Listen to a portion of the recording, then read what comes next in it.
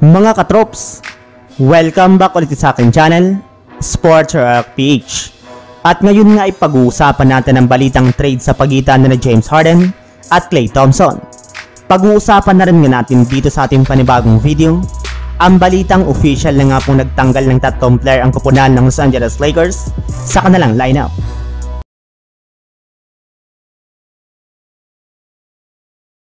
Kagaya nga po ng napag-usapan natin nung nakarang araw, sa kabila nga po ng karami-rami mga teams na interesado sa pagkuha kay Harden kagaya ng Los Angeles Clippers, ay hanggang ngayon nga po ay hindi para naman nga po nangyayari ang kanyang matagal nang hinihiling na trade.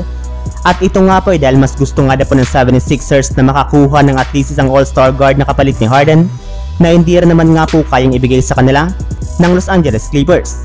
Kaya dahil nga po dyan ay nakapag-desisyon nga po ang presidente ng 76ers na si Daryl Morey na ihinto muna ang trade talk nila sa Clippers patungkol sa kanilang superstar na si Harden at balak nga po nila na maghanap na lamang ng ibang team na magkaka-interest at makakapag-offer sa kanila ng mas malaking trade package. Pero pinangako rin naman nga po ng 76ers na hindi rin naman nga po magtatagal at may sasakatuparan na rin naman nga po nila ang kanilang hinihintay na trade ngayong season. At sa kaswertehan palad rin naman nga po mga katrops, ay mukhang maaari na rin naman nga pong ipagpatuloy ng 76ers ang kanilang trade kay Harden. Gayong maaari rin naman nga po nila itong gamitin upang makuha nila si Klay Thompson mula sa Golden State Warriors. Alam naman nga po ninyo mga katrops na hindi pa nga po binibigyan ng Warriors ng contract extension si Thompson ngayong season kahit patapos na ang kanyang kasalukuyang kontrata. Kaya nagdedelikado na nga po siya maging isang unrestricted free agent sa susunod na offseason. At dahil nga po dyan ay maaari nga pong simulan na ng 76ers na makipag-trade talk ngayon sa front office ng Warriors, lalo pat nangangailangan na rin naman nga po sila ng isang all-star guard katulad ni Klay Thompson. Samantala, punta naman tayo sa ating sunod na pag-uusapan sa balitang official na nga po nagtanggal ng tatlong player ang koponan ng Los Angeles Lakers.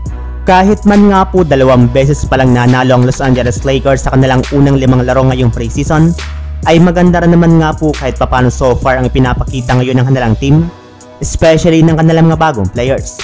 Andyan para naman nga po kahit papano lakas at chemistry ng kanilang dating lineup last season, sadyang may ilang mga gagawin lamang nga po silang pagbabago sa kanilang team bago magtapos ang preseason at bago sila pumasok sa kanilang mga laro sa regular season.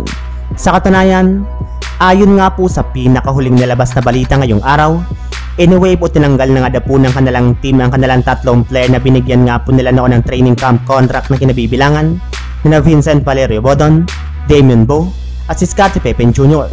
Pero ayon rin naman nga po sa kalalabas na balita, pwede para naman nga po sila makasaling muli sa kanilang G-League team na South Bay Lakers. So yun lang mga katrops, ang handog kong story ngayong araw. Sana nag-enjoy kayo, please like and subscribe my YouTube channel, Sports React PH, para sa iba pang story at update patungkol sa NBA. Kita-kits muli sa ating susunod na video.